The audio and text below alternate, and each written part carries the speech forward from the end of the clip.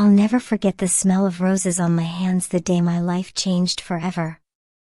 My name is Emma Jang, and while most kids grew up chasing games and toys, I grew up inside a little flower shop that barely kept the lights on.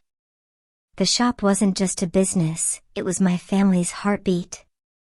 My grandmother always told me, every flower tells a story, but never forget, it's the roots that give it strength. Those words stuck with me. I didn't know then how much they would matter later. When I was a teenager, I watched our tiny shop struggle. Big stores were everywhere. Online ordering was crushing us. But instead of giving up, I taught myself coding from YouTube videos.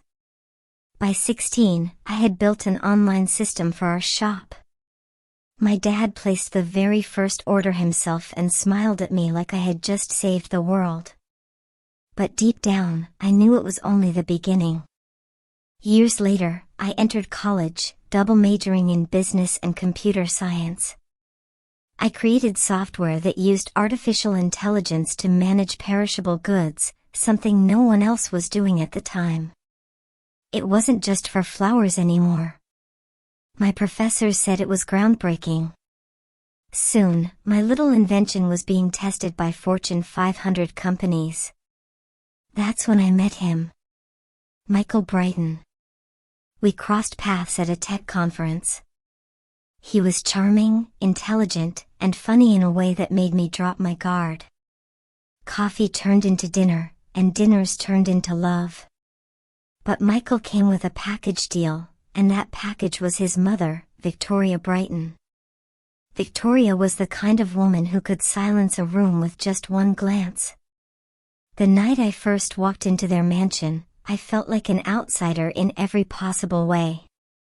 She looked me up and down and asked, "And what is it you do, Emma?"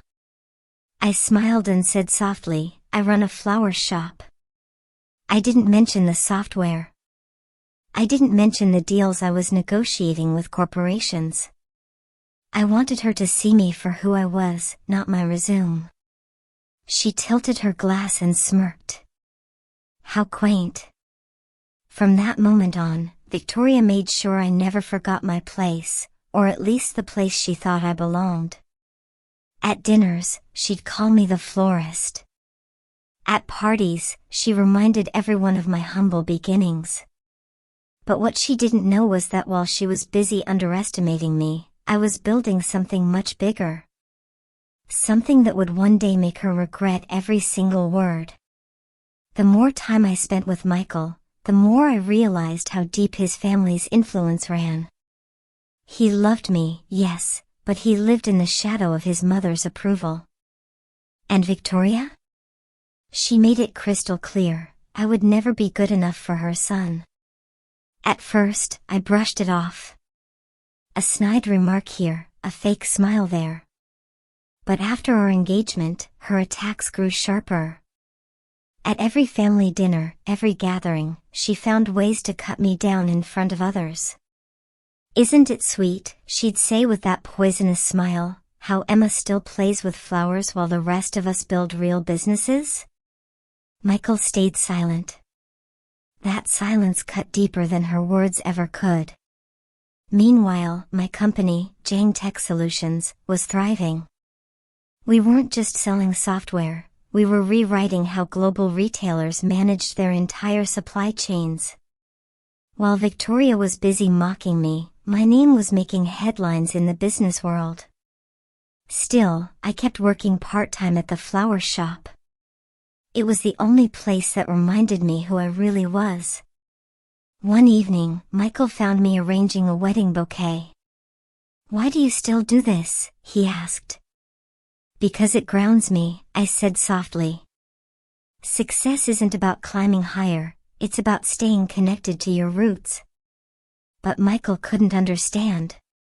His world revolved around his family's empire, Brighton Enterprises, a company once powerful but now collapsing under its own weight.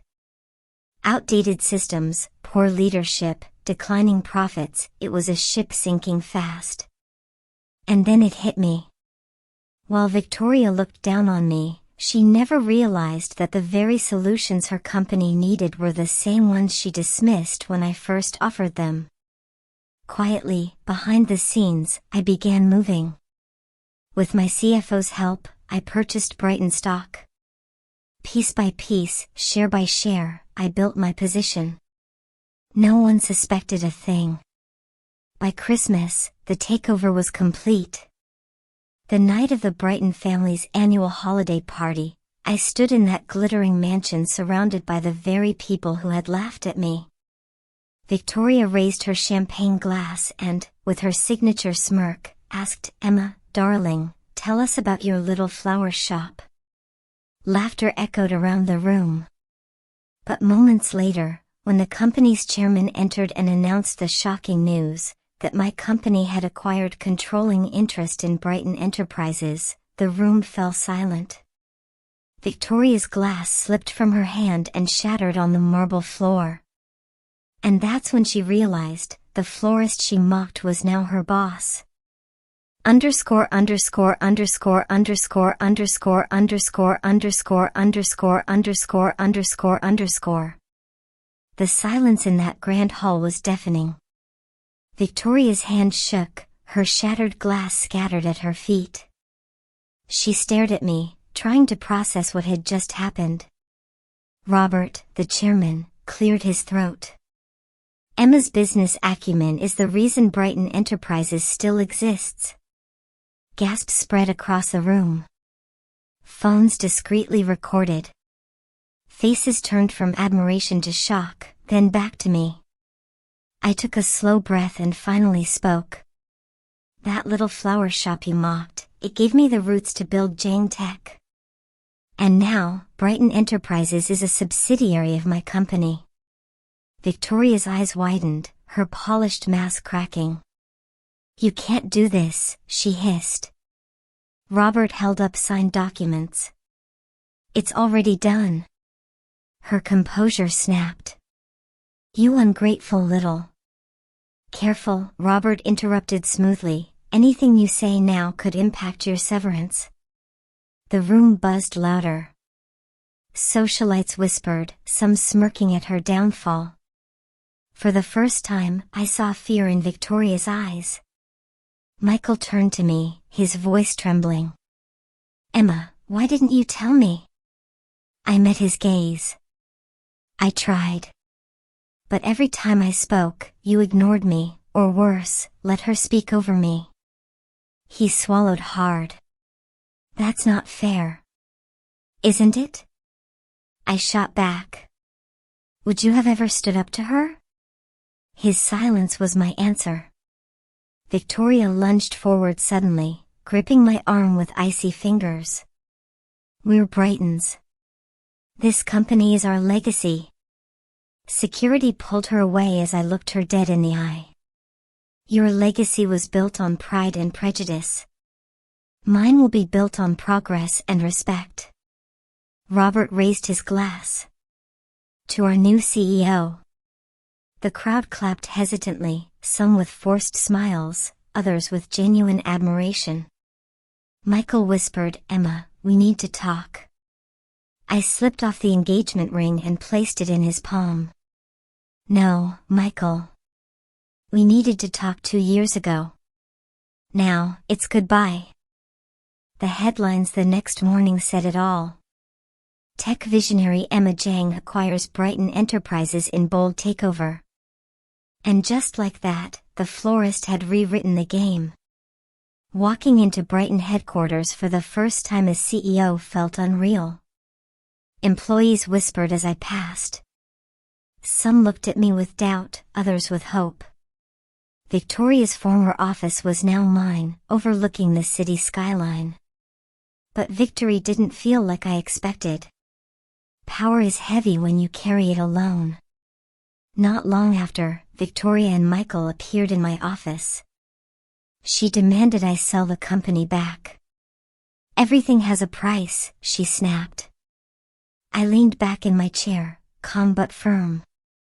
"Brighton Enterprises isn't for sale. You lost it because you refused to change. I won't repeat your mistakes." Michael tried again, reaching for my hand. Emma, please, what about us? I pulled away.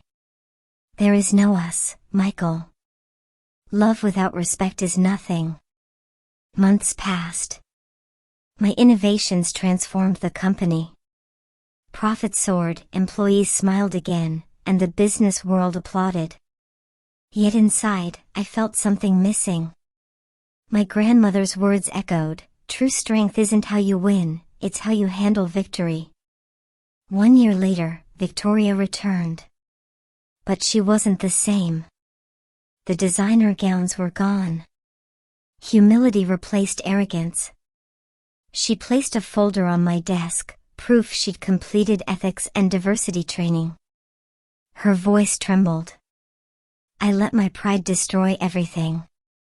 I want a chance, not to lead, but to contribute. I studied her, remembering the woman who once called me quaint. And yet, I also remembered the spark she once had, buried under pride. I'm launching a new division, I said slowly. Customer experience innovation. It needs someone who understands both tradition and change. You'll start at the bottom. No special treatment. Earn your way. Tears glimmered in her eyes. Thank you. Over time, she did earn it. Bit by bit, her diligence replaced her reputation. The woman who once mocked me now spent evenings learning from customer feedback and even from my grandmother in the flower shop. One night, as I locked up the shop, Grandma asked, "Are you happy now, Emma?" I looked around at the petals, the place where it all began, then thought of the empire I built and the bridges I mended. Yes, I whispered.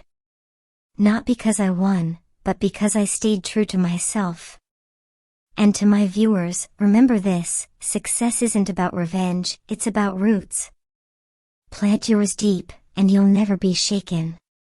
So, if this story touched you, like, comment, and subscribe, because your story deserves to be told too.